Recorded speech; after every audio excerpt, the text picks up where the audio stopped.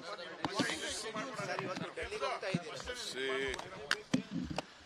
today evening I have a 4 o'clock. I have a meeting of on the ACC on political matters of various elections. ಎಲೆಕ್ಷನ್ಗೋಸ್ಕರ ನಾನು ಹೋಗ್ತಾ ಇದ್ದೀನಿ. ನನ್ನ ಕರೆದಿದ್ದಾರೆ ACC ಹೋಗಿ ಭೇಟಿ ಮಾಡಿಕೊಂಡು ಚುನಾವಣಾ ಡೇಟು ಅನೌನ್ಸ್ ಆಗೋ ಸ್ಟೇಜ್ ಇದೆ. ಅದಕ್ಕೆ ಕೇರಳಗೆ ಹೋಗಿದ್ದೆ. ಸೊ ಈಗ ಮುಗಿಸ್ಕೊಂಡು ಈಗ ಅಸ್ಸಾಂಗೆ ಹೋಗಬೇಕು. ಬಜೆಟ್ ಇತ್ತು, ಚೀಫ್ ಮಿನಿಸ್ಟರ್ಗೆ ರಿಕ್ವೆಸ್ಟ್ ಮಾಡ್ಕೊಂಡಿದ್ದೀನಿ.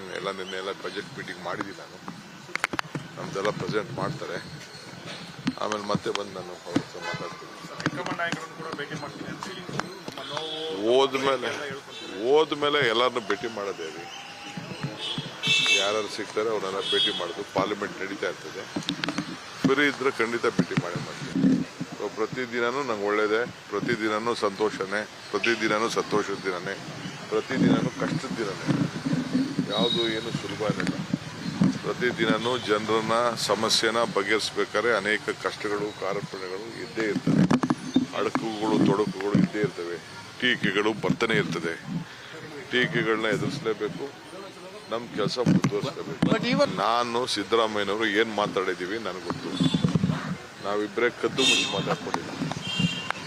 ನಮ್ಮ ಪಕ್ಷದ ವರಿಷ್ಠರು ನಾವು ಎಲ್ಲ ಸೇರಿ ಮಾತಾಡಿದ್ದೀವಿ.